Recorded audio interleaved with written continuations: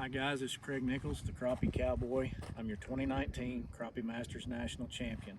We're putting together some tips and techniques videos, and today we're going to talk about the 3 minnow rigs that I use on the tournament trail.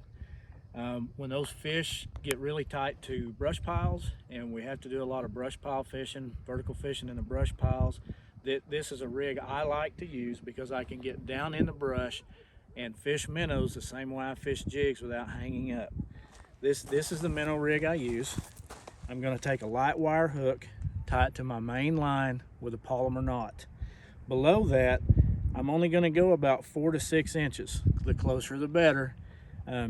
Weight on your bell sinker kind of depends on the depth of water you're in and how much wind you're fighting. Today we've got a 3/8 ounce weight on, but when I rig this, I nose hook these minnows.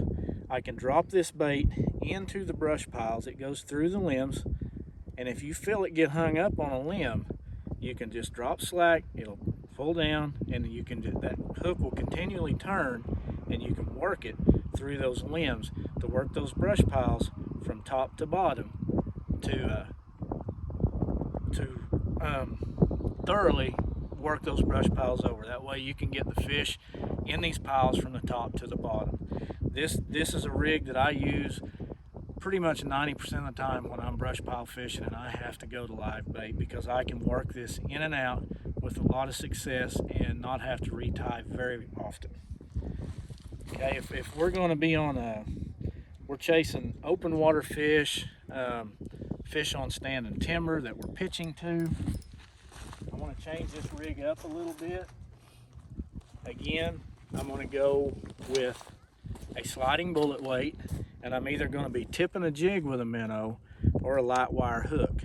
We're going to put the bobber stop on. We're going to put an 1/8 or 1/4 ounce bullet sinker on, and then we're going to put another bobber stop on.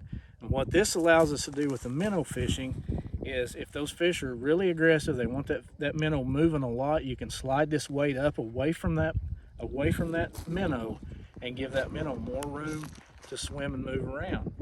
If they don't want to chase that minnow and they're in a really negative mood, you can slide this really close to this minnow and make that minnow stay pretty much stationary, just wiggling where he's not.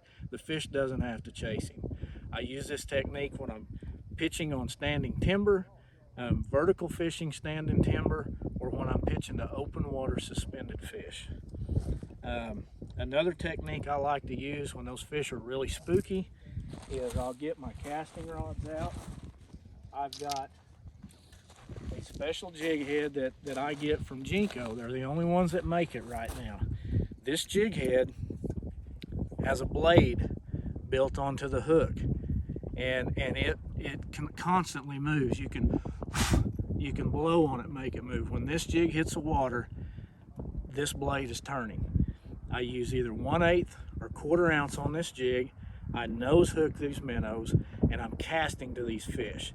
And I just let that jig fall through the water, watching these fish on my live scope. As this jig's approaching, that propeller's turning, it's disturbing water, making noise. It gets those lethargic fish's attention, and I can bounce that jig as it gets to those fish, and 9 times out of 10 I can get a reaction strike on this with a minnow when they won't hit anything else. Now that's my 3 live bait techniques for tournament crappie fishing, and that's your tip of the day from the Crappie Cowboy. If you guys want to follow along with my page, we're on Instagram and Facebook. You can look me up for more tips and techniques, or just follow along what's going on in the tournament world. Look up the Crappie Cowboy on Facebook and Instagram. Thank you.